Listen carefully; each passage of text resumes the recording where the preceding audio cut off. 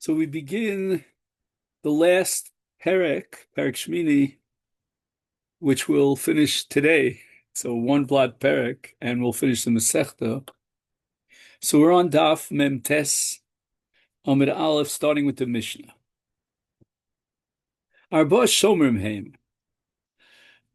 According to the strict literal interpretation of the words of the Mishnah, there are four categories of Shomrim, but in truth, if you look at the dinim, there are only three categories, and we're going to combine two of the three, but there are four on the external, superficial level, four categories.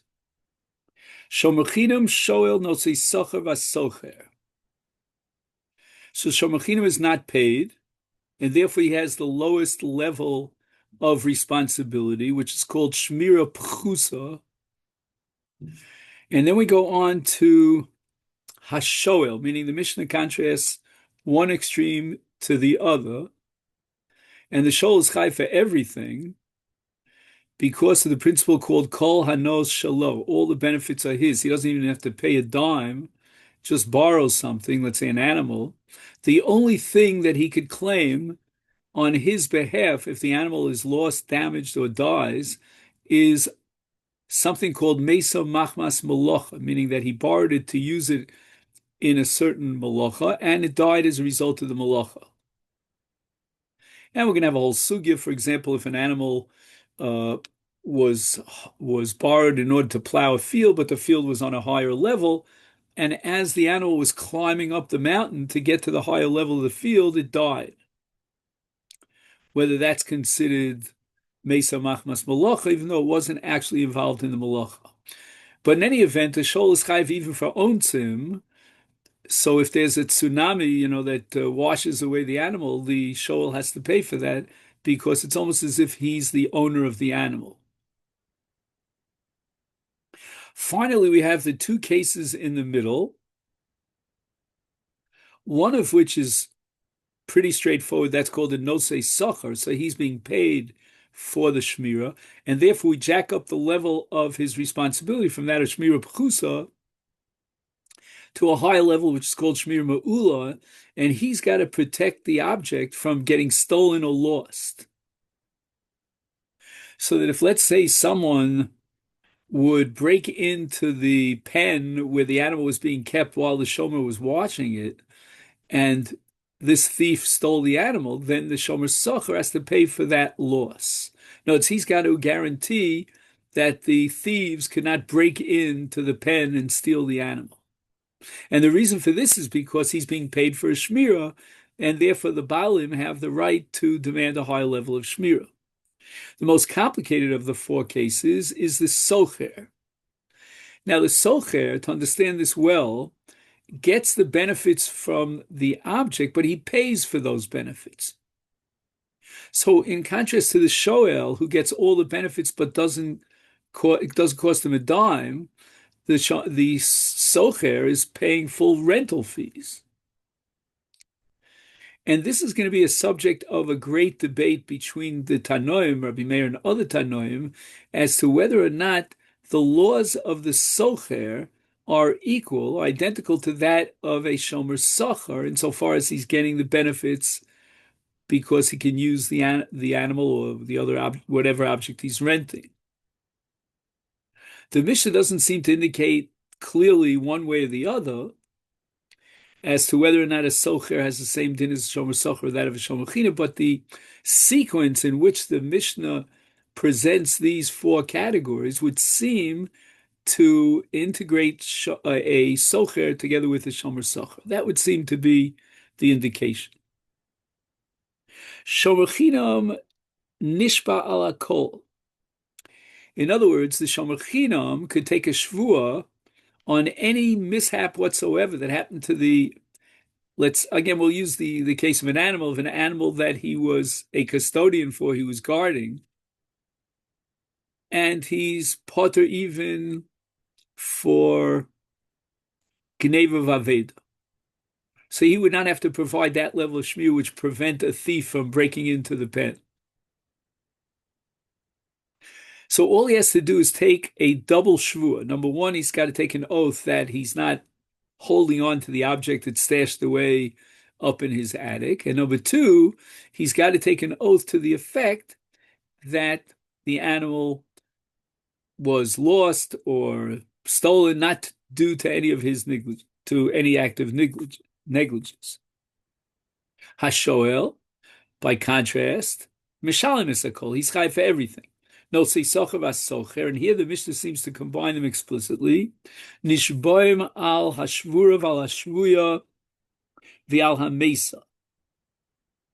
Now, these three cases, or mishaps, if you will, that led to the destruction, the loss of the animal, are all commonly gathered together in under one rubric called an ones. Ones means circumstances which the shomer couldn't have expected to prevent.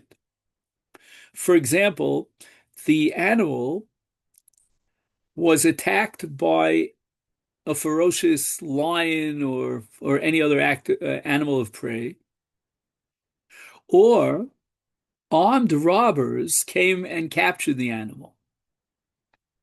Or, for example, the animal died of natural causes. In all these cases, the Shomer Socher takes a Shavuos and he's potter.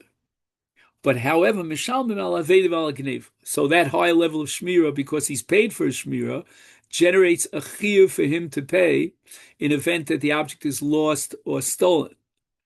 Again, when we say stolen, we're not talking about an armed robbery, because the Shomer Socher is not expected to put his life on the line to protect from the listim mizuyon. Those are the armed robbers. But rather, we're talking about a thief. Now, from now on, the Mishnah is going to go through an entire series of scenarios, one after the other, in which the shomer puts forward a claim, the bailim amashbiahim, and the shomer responds with the word amen, accepting the shvuah. Now, to let the cat out of the bag here, the ultimate principle, which the Mishnah is going to only formulate at the very end of this very long Mishnah, is that if the claim of the shomer would have, in any event, generated a chiyuv to pay, in other words, he's basically admitting through his oath regarding what happened to the animal that he has to pay for it. So take, for example, the case of a Shomer Socher, who admits that the animal was stolen by a thief, and he takes a shvuah to that effect.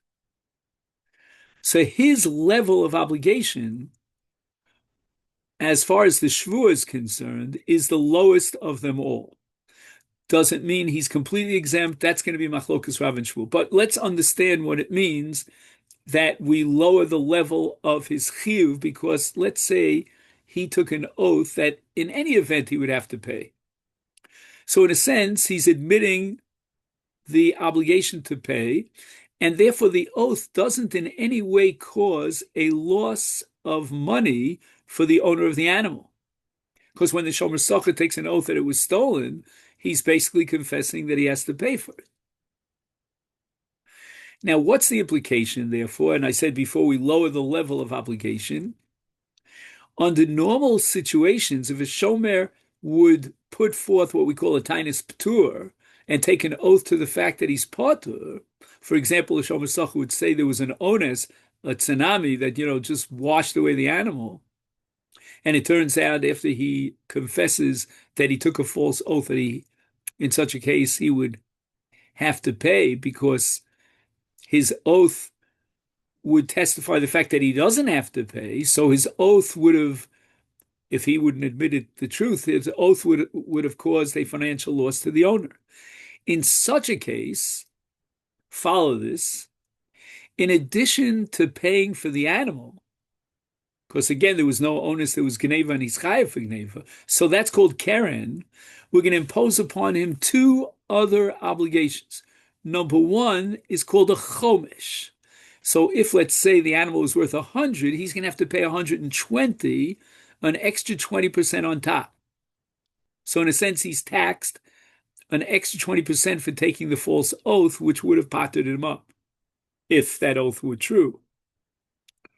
On top of that, he's got to bring what's called a karban asham.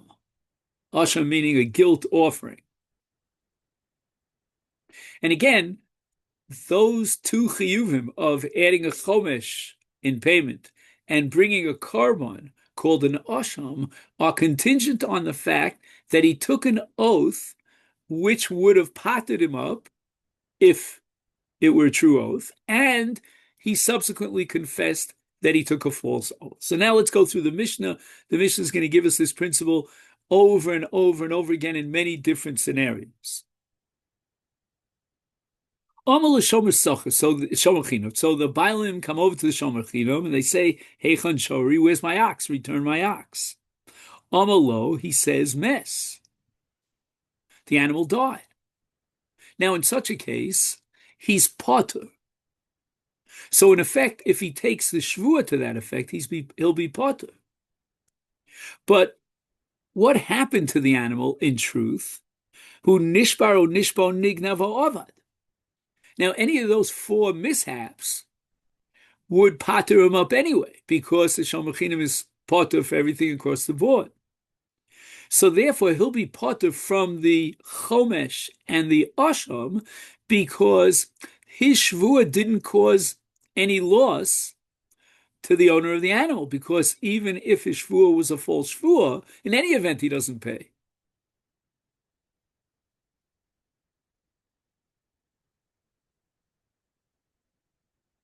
Right? For husha meso nishbo nignavo avad. So no matter, again, whatever these various mishaps actually took place in reality, okay, then nevertheless he's potter. Nishba. Now another scenario, instead of the shomer taking an oath to the effect that the animal died of natural causes, he takes an oath to the effect that the animal was attacked by another animal of prey. And as it turns out, hu shemes o nishbar o nignav ovad. Now we have the other three possibilities. But in any event, he's going to be potter, even if the truth comes out that the animal was not ripped apart by an animal of prey, but it doesn't matter. Either the animal died of natural causes, the animal was stolen or lost. Straight across the board, he's potter. So once again, there's not going to be a chiyuv, karban, asham, or chomesh, because there's no way that this oath, even granted it's a false oath, would have generated a loss to the owner of the animal, because even what happened in truth, the shomer would still be potter. Now, again, I indicated to you before that there might be a bottom level of chiyuv, and that's going to be Machlokas Rav and Shmuel, of what's called a karban ola v'yored for taking what's called a shvua sheker. So that's another sugya that we'll get to today.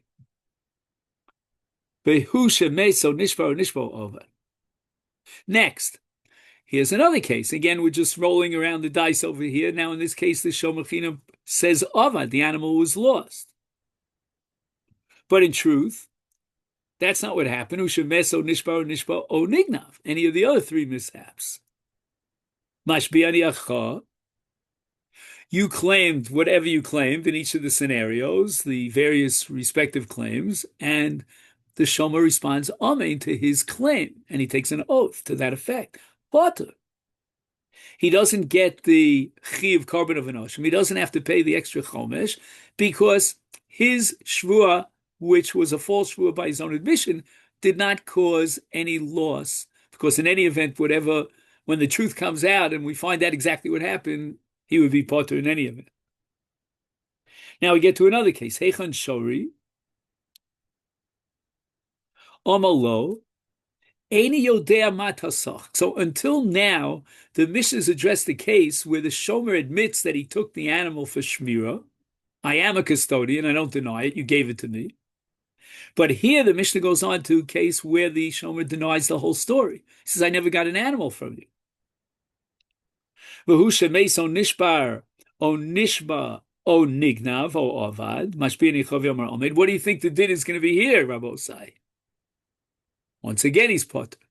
Why? Because even though he took an oath that he never received the object, now we have testimony that he received the object. Nevertheless, he would not be responsible to pay for the object. He's a shomer chinom, and he's potter straight across the board. So once again, there's no chiyuv, neither chomesh nor asham. And for that matter, the shomer chinom doesn't even have to pay Karen. He's completely off the hook because the shomer chinom is potter across the board. Now we have a third scenario. Heichlan Shori, the Bailim comes to the Shomer Chinam and says, "Where's my animal?" Amalo avad, it got lost. Mashpiach and Yachav Yomer Amen. Hey Demino Sosha Cholo. Okay, now here's the case where the Shomer Chinam will have to pay Keren. Why? Because there are two Eidim that testified to the fact that the shomer took a chalev, shechted the animal, and ate it. Mishalim es hakeren. Now, once again, he only pays the keren. Why? Because in any event, his shvua, which was a shvua on avad, because the mashpia said to him, mashpia aniacha, and he responded, amen. Now, his tain is a tainus ptur, right? Because he claims avad.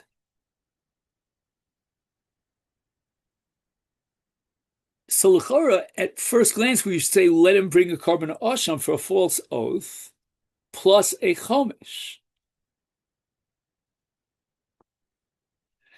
But now we're missing another condition. There are two conditions that must be checked off in order to generate a chiyuv carbon asham and chomish. Number one, it has to be a title which would pater him up.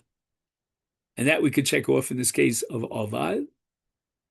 But in addition, he has to confess that he took a false oath. Here, we only know that he took a false oath by virtue of the testimony of two witnesses. So it's again, I summarize, because we won't understand the Mishnah without this summary, that in order to be chayiv asham and chomish, you need two conditions to be fulfilled. Number one, it's got to be an oath on a tainus ptur, which would, of course, cause a loss to the bailim. And number two, there's got to be a confession on the part of the shomer who took the shvua that it was, in fact, a shvua sheker. If he maintains that he took a true oath and the animal was lost, and now we have Eidim to testify that, no, he shechted the animal, he'll pay for the Eidus on shechting the animal, but he doesn't pay Karen v'chomesh because the second condition is that he has to confess that he took a false oath. Next, this is the final case of the entire scenario regarding a shomer. Chinam heichan shori v'yamalo nignav. And once again, it's a tainus ptur. Now, we have to add another thing here. There's something called toein tainus ganav b'pikodon. I mean, we're going back to Masechet Bava Kama now. If a shomer claims that the animal was stolen, when in fact, in truth, he, the shomer himself, stole it, he has to pay kefel. So the very fact that he took an oath to effect that it was stolen by someone else, which is a false oath, that's called toin tainus ganav b'pikodon. And then, when we determine that he himself stole the animal, the shomer has to pay kefel because his tainus ganav equals an act of gneva. That it was in fact the shomer himself who stole it. Mishalim tashlume kefel. Now, there's one question I have over here, which I can't answer now because we're not holding above a comma, but if, let's say, the Eidim testify that not only did the shomer steal the animal, he's holding it, up there in the attic, but he also shechted the animal, or he sold the animal, would that make him chayav what's called daled vehi? I don't know. Now, hoda mi'atzmo. We have a principle in the laws of kefel, of knas, that moed knas is potter. So here, what happens is the shomer comes forward, and before the Edom even come in to testify, he confesses his crime, A, that he took a false shvuah, and B, that he in fact stole the animal. In this case, Misham Keren v'chomesh v'yoshim. So his hodah exempts him from the kefel, because moed knas is potter. On the other hand, we have testimony to the fact that he slaughtered the animal and ate its meat. He's got to pay Keren. But on top of that, because of the fact that he took a shvuah, that was a shvuah sheker by his own confession and caused a loss to the Bailim, we could check off all the check boxes for Osham and Chomesh, and therefore he pays Osham and Chomesh. So after this entire exhausting Mishnah going through all the cases and scenarios of Shomachinam, in which Shomachinam is parted from Osham and from Chomesh, we finally come to a case at the end of this section of the Mishnah, in which the Shomachinam in fact took a Shvuah Sheker, a Shvuah which partners him up, which had he admitted the truth, he would have paid for the animal because he stole it himself. And therefore all the conditions have been fulfilled, and he's chayav an Osham and a Chomesh. Now let me just add one footnote to this discussion, and that is that we're going to have a sugi of Rav and Shmuel that I mentioned already twice about whether there's a chiyuv if the shomer takes a false oath of a carbon olavi yored, which is a carbon chatos.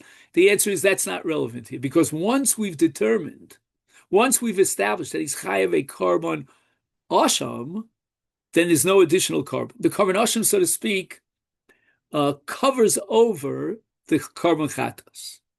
Okay. Now, at this point, the Mishnah goes off on a digression and addresses a different question. And that is, can there be a chiyuv daled vehei that a ganav has to pay for shechting or selling the animal when there's no chiyuv kefel? Meaning, is daled vehei a second floor built on the first floor, which is a chiyuv kefel, or no? Was the daled vehei is a separate entity, a separate machai? Amal le'echad bashuk. So we're not talking about a shomer now in this Mishnah. At this point, again, we'll get back to shomer very quickly.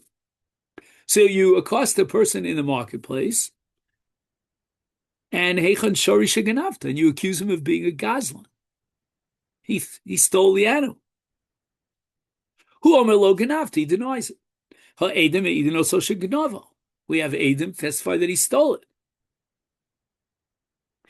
Not only did he steal it, but we'll soon see that he shechted it, or he sold it. Is misham tashlume kefel. This is your classic case of kefel, where two edem testify that Reuven stole Shimon's animal. Tavahu machar. Now, Reuven not only stole Shimon's animal, but he shechted it or sold it. So it's fine. So he gets the kefel, and on top of the kefel, we add another twice or three times to equal 4 or 5 times. The guy is hot under the collar. He just denied that he stole the animal, but he sees that two people who saw him steal the animal are coming very quickly into Bezdin. So what does he do? He's a smart aleck.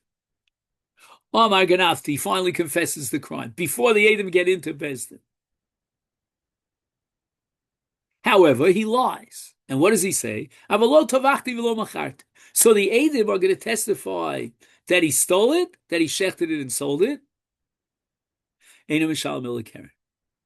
Since he chapte tzi, as we say in Yiddish, and he was able to get his hodah, his confession in before the Edom testified, he doesn't pay kefel. And now the Mishnah establishes that if he doesn't pay kefel, he doesn't pay daled vehei.